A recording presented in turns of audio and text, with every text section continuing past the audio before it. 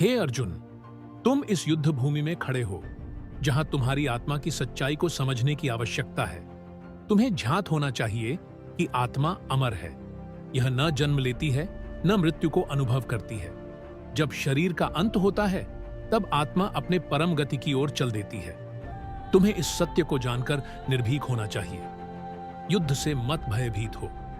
यह तुम्हारे कर्तव्य का मार्ग है।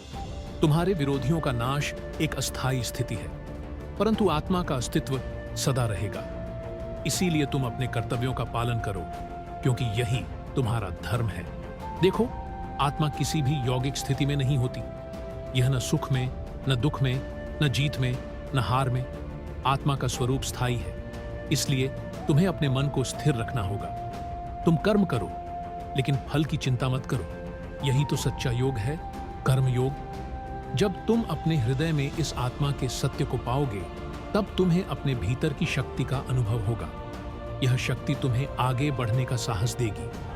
कभी भी दुविधा में मत पड़ो। यह तुम्हारा धर्म है और इसे पूरा करना तुम्हारी जिम्मेदारी है। हे अर्जुन, जब तुम आत्मा के इस रहस्य को समझोगे, तब तुम्हारे मन से संदेह मिट जाएगा। तुम्हें यह जानकर शांति मिलेगी कि तुम्हारी आत्मा अमर है और तुम्हारा कर्तव्य इस धरती पर महत्वपूर्ण है।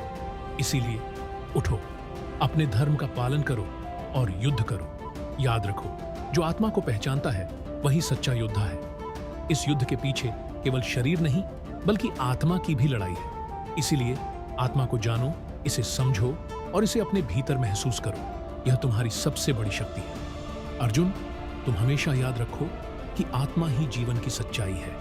यह अनंत है और इसे कोई भी छीन नहीं सकता। तुम अपने कर्मों को पूरी निष्ठा से करो। तुम्हारे लिए यही सबसे बड़ा मार्ग है, आत्मा की पहचान करना और अपने कर्तव्यों का पालन करना। जब तुम इस ज्ञान को अपने हृदय में स्थान दोगे, तब तुम निर्भीकता से आगे बढ़ोगे।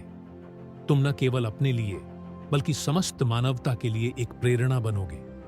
यही तुम्हारा मार्ग है और यही तुम्हारा उद्धार।